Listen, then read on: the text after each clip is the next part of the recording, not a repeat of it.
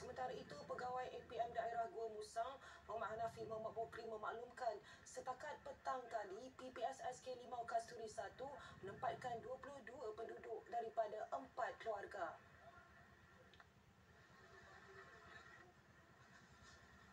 Di Terengganu, jumlah penduduk terjejas banjir melonjak kepada 967 orang setakat pukul 11 malam. Ini berbanding 700 orang pada pukul 8 malam tadi. Kemaman menjadi daerah terbaharu dilanda banjir gelombang ketiga di negeri itu. 1 PPS telah dibuka di Sungai Emas menjadikan keseluruhan 25 PPS beroperasi di 5 daerah terjejas. Dungun pula menjadi daerah paling terkesan dengan 480 penduduk disusuli Hulu Terengganu 334 orang yang masih berlindung di PPS terlibat. Manakala Setiu merekodkan pertambahan jumlah penduduk terjejas kepada 107 orang. Sementara Marang kekal dengan 12 penduduk terkesan.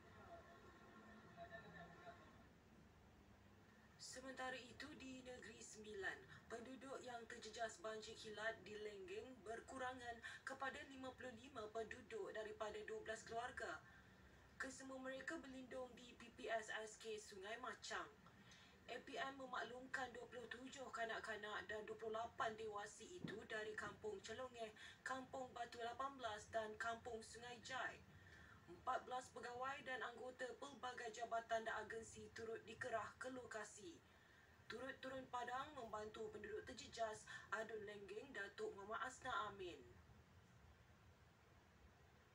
Sementara itu, di Pahang, penduduk terjejas banjir kekal 78 orang daripada 19 keluarga. Kesemua mereka berlindung di PPS SK Felda Kota Gelanggi 1 di Jerantut. Selain itu, setakat 8 malam, Sungai Lembing di Kuantan telah melepasi paras bahaya.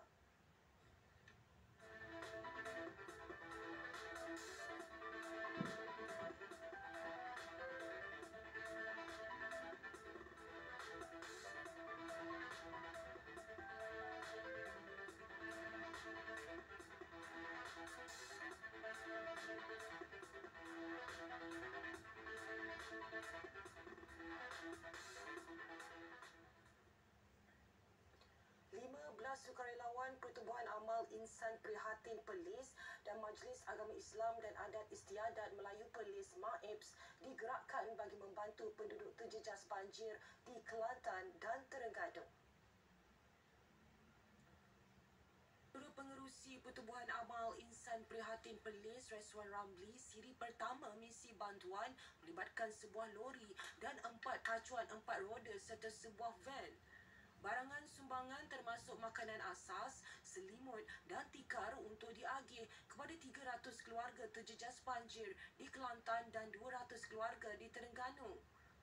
Misi tersebut mendapat perkenan Raja Muda Perlis, Tuanku Said Faizuddin Putra Jamalullah, merangkap Tuanku Yang di-Pertua MAIPS.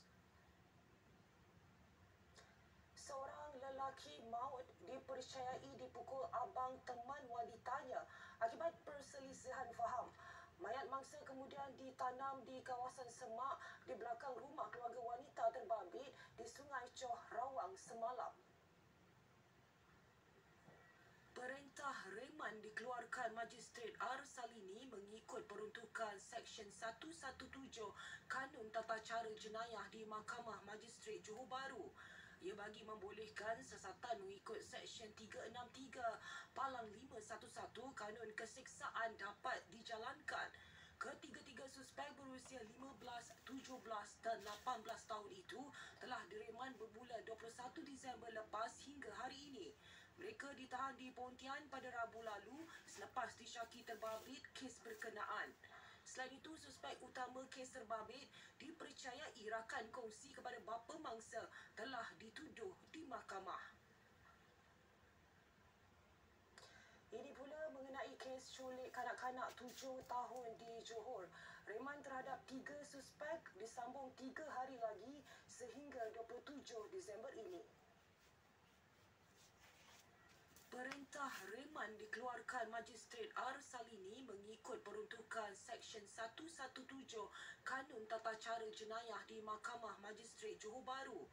Ia bagi membolehkan sesatan mengikut Seksyen 363 Palang 511 Kanun Keseksaan dapat dijalankan. Ketiga-tiga suspek berusia 15, 17 dan 18 tahun itu telah direman bermula 21 Disember lepas hingga hari ini. Mereka ditahan di Pontian pada Rabu lalu selepas disyaki terbabit kes berkenaan.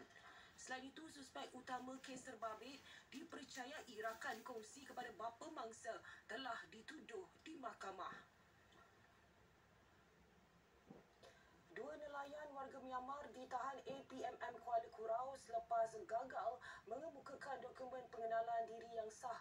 Penahanan dilakukan di kedudukan 9.7 Batu Nautika Barat Daya Pulau Sangga Besar, Perak, Jumaat lalu. Pengarah Zon Maritim Kuala Kurau, Komander Maritim Muhammad Najahan Azman Hamid berkata bot dinaiki dua nelayan itu ditahan ketika operasi di perairan Kerian dan Larut Matang. Hasil pemeriksaan mendapati bot terbabit tidak diusahakan sendiri oleh pemiliknya selain tiada kebenaran menggaji kru warga asing. Kesemua nelayan, bot dan peralatan menangkap ikan ditahan dan dibawa ke jeti Zon Maritim Kuala Kurau untuk tindakan lanjut. Kes disiasat di bawah Seksyen 6-1-C Akta Imigresen 1959 Palang 63 dan Seksyen 8-B Akta Perikanan 1985.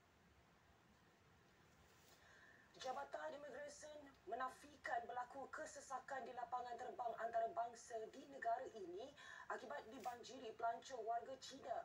Rakaman video tular itu berlaku pada tahun lepas di Dewan Bas Bangunan Sultan